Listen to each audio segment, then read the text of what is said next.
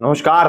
10 साल के लंबे इंतजार के बाद जम्मू कश्मीर की राजनीति में एक नया मोड़ आया है। इस विधानसभा चुनाव ने न केवल क्षेत्रीय राजनीतिक दलों के भविष्य को तय किया, बल्कि जातीय और सांप्रदायिक समीकरणों का भी गहरा असर डाला है। नेशनल कॉन्फ्रेंस और कांग्रेस के गठबंधन ने 48 सीटें जीतकर बहुमत हासिल किया, जिससे भाजपा को एक बड़ी चुनौती का सामना करना पड़ा है। और यह चुनाव इसलिए भी खास था क्योंकि इसमें धार्मिक, जाति और क्षेत्रीय राजनीति का गहरा प्रभाव देखने को मिला।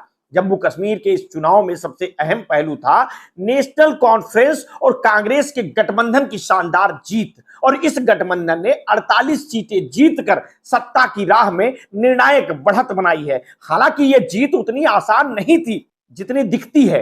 नेशनल कॉन्फ्रेंस और कांग्रेस ने जम्मू कश्मीर के विभिन्न हिस्सों में गहन प्रचार किया और जातीय समीकरणों को साधने की पूरी कोशिश की। जम्मू क्षेत्र जहां भाजपा की परंपरागत पकड़ मानी जाती थी, वहां भी कांग्रेस और नेका गठबंधन ने मजबूत चुनौती पेश की है। वहीं भाजपा के लिए यह चुनाव कड़ा मुकाबला साबित हुआ। 29 सीटों पर जीत दर्ज करने के बावजूद पार्टी कश्मीर घाटी में कोई खास असर नहीं दिखा पाई। खासकर पार्टी के 25 मुस्लिम उम्मीदवारों में से एक भी चुनाव नहीं जीत पाया, जिससे यह साफ हो गया कि भाजपा के लिए मुस्लिम बहुल इलाकों में समर्थन हासिल करना अभी भी एक कठिन चुनौती है।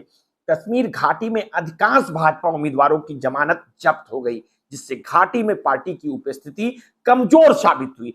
चुनाव के परिणामों ने जम्मू कश्मीर के राजनीतिक परिदृश्य में एक महत्वपूर्ण सवाल खड़ा किया है, हिंदू विधायकों का प्रतिनिधित्व। और आपको बता दें कि कुल 90 सीटों में से केवल 30 सीटें ऐसी हैं जहां हिंदू विधायक चुने गए हैं।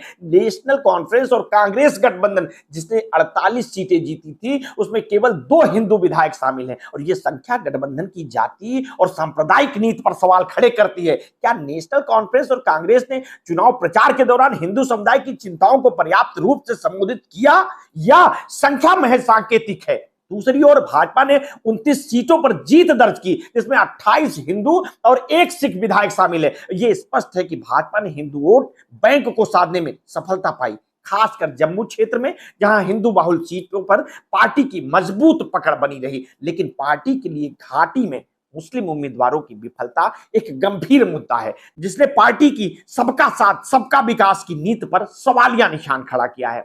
नेशनल कॉन्फ्रेंस के सुरिंदर चौधरी, जिन्होंने नौशेरा से भाजपा के प्रदेश अध्यक्ष रविंद्र रैना को हराया, इस चुनाव के सबसे चर्चित चेहरे में से एक बनकर उभरे हैं। चौधरी की जीत इसलिए भी खास मानी जा रही है क्योंकि रविंद्र रैना ने 2014 में इस सीट पर बड़ी जीत दर्ज की थी और वो जम्मू क्षेत्र में भाजपा का एक मजबूत चेहरा माने जाते थे। चौधरी की जीत भाजपा के लिए एक बड़ा झटका साबित हुई है और ये संकेत मिलता है कि जम्मू क्षेत्र में ये भाजपा की पकड़ कमजोर हो रही है। और इस तरह से नेशनल कॉन्फ्रेंस के अर्जुन सिंह ने रामबन सीट से जीत दर्ज कर भाजपा के उम्मीदवार राकेश सिंह को मात दी है। और यह जीत भाजपा के खिलाफ एक और बड़ा झटका थी, खासकर तब जब रामबन जैसी सीट पर पार्टी की उम्मीदें अधिक थी। अर्जुन सिंह की जीत ने यह साबित किया कि नेशनल कॉन्फ्रेंस और कांग्रेस का गठबंधन न केवल कश्मीर घाटी बल्कि जम्मू क्षेत्र में भी अपनी पकड़ मजबूत करने में सफल रहा है। भाजपा ने जम्मू क्षेत्र में अपने उम्मीदवारों की जरिए महत्वपूर्ण बढ़त बनाई, लेकिन घाटी में उनकी असफलता ने पार्टी के लिए नई चुनौतियां पैदा कर दी।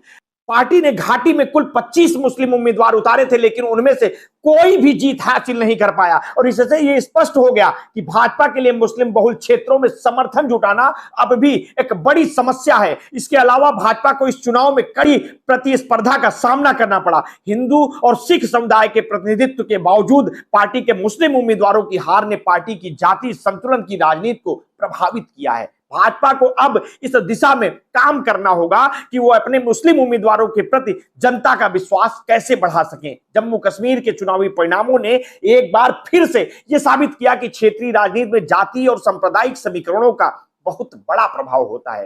नेशनल कॉन्फ्रेंस और कांग्रेस के गठबंधन ने जहां बहुमत हासिल किया है, वहीं भाजपा के लिए यह चुनाव एक सीख के रूप में उभर कर आया है। अब देखने वाली बात यह है कि नई सरकार किस प्रकार से राज्य की जटिल समस्याओं का समाधान निकालती है। खासकर जम्मू और कश्मीर के बीच राजनीतिक खाई को पाटने के लिए नई सरकार को कठिन फैसले लेने होंगे। साथ ही यह भी देखना दिलचस्प होगा कि भाजपा किस प्रकार से घाटी में अपनी रणनीति रणनीति में बदलाव करती है ताकि वो मुस्लिम बहुल इलाकों में भी अपनी उपस्थिति दर्ज करा सके। आखिरकार इस चुनाव के परिणामों ने यह स्पष्ट कर दिया है कि जम्मू कश्मीर की रणनीति केवल सत्ता के संघर्ष तक सीमित नहीं है, बल्कि ये जाति और सांप्रदायिक समीकरणों की भी गहरी परीक्षा है। आप जम्मू कश्मीर के परिणामों को लेकर के क्या सोचते हैं, आपकी क्या प्रतिक्रिया है, हमें वीडियो के कमेंट बॉक्स में जरूर बताइएगा। आपने अगर अभी तक हमारे इस चैनल को सब्सक्राइब नहीं किया है तो तत्काल कर लीजिए, बेल आइकन दबाना बिल्कुल ना भूलिए। अपने स्वास्थ्य के प्रति सचेत रहिए, सजग रहिए, अपना ध्यान रखिए। बहुत बहुत धन्यवाद। साधुवाद।